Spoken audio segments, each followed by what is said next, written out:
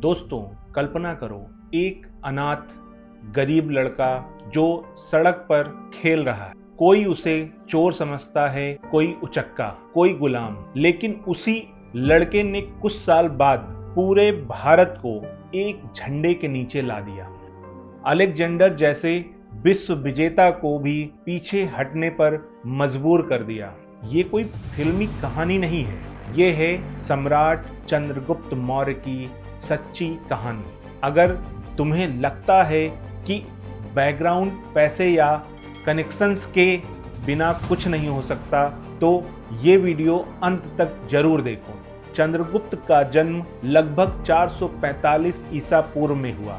कुछ कहानियों में उन्हें पिप्पली वन, आज के गोरखपुर क्षेत्र से जोड़ा जाता है। बचपन बहुत संघर्ष भरा था। पिता की मौत हो चुकी थी, मां भी जल्दी ही चल बसी। वे नंद वंश के शासन वाले मगध में रहते थे। नंद राजा घनानंद बहुत अत्याचारी और लोभी था। जनता त्रस्त थी। ठीक उसी समय आचार्य चाणक्य, जिनको हम कौटिल्य भी कहते हैं, नंदों से अपमानित होकर बदला लेने की ठान चुके थे।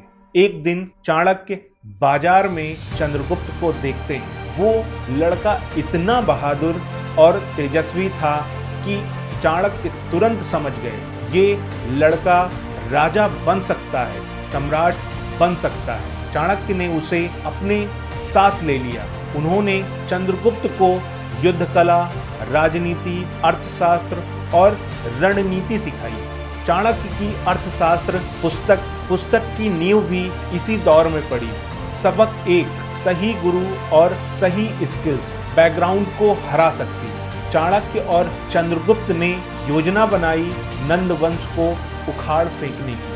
पहले कई बार असफलता मिली। चंद्रगुप्त को जंगल भागना पड़ा, छिपना पड़ा, लेकिन हार नहीं मानी। आखिरकार 321 ईसा पूर्व में उन्होंने नंद वंश को हराया और मगध की गद्दी संभाली। सिर्फ 20 से 22 साल की उम्र में सत्ता पर बैठना, फिर क्या? उन्होंने छोटे छोटे राज्यों को एक करने की मुहिम शुरू की। उत्तर में हिंदुकुश तक, दक्षिण में गोदावरी तक, पूर्व में बंगाल तक, पश्चिम में अरब सागर तक। लगभग पूरे भारत उपमहाद्वीप को एक साम्राज्य में जोड़ दिया। सबसे बड़ा ट्विस्ट, सिकंदर का सेनापति सेल्यूकस जब भारत पर हमला करने आया तो चंद्रगुप्त ने उसे बुरी तरह हराया। सेल्यूकस को अपनी बेटी का विवाह चंद्रगुप्त से करना पड़ा और अफगानिस्तान के बड़े हिस्से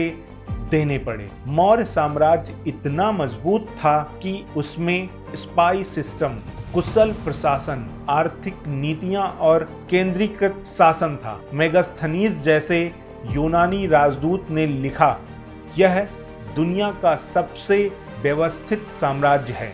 चंद्रगुप्त ने 24 साल शासन किया। फिर एक दिन उन्होंने सब कुछ त्याग दिया, जैन धर्म अपनाया और कर्नाटक के श्रवणबेलगोला में संलेखना, उपवास द्वारा शरीर का त्याग, व्यवस्था को अपना लिया। सिर्फ 47-48 साल की उम्र में ऐसा उन्होंने किया। ये दिखाता है सत्ता आती जाती रहती है, लेकिन सही समय पर त्याग करना सबसे बड़ी ताकत है। अब सवाल ये है, 2300 साल बाद चंद्रगुप्त मौर्य हमारे लिए कितने रेलिवेंट हैं? दोस्तों, बहुत ही ज्यादा।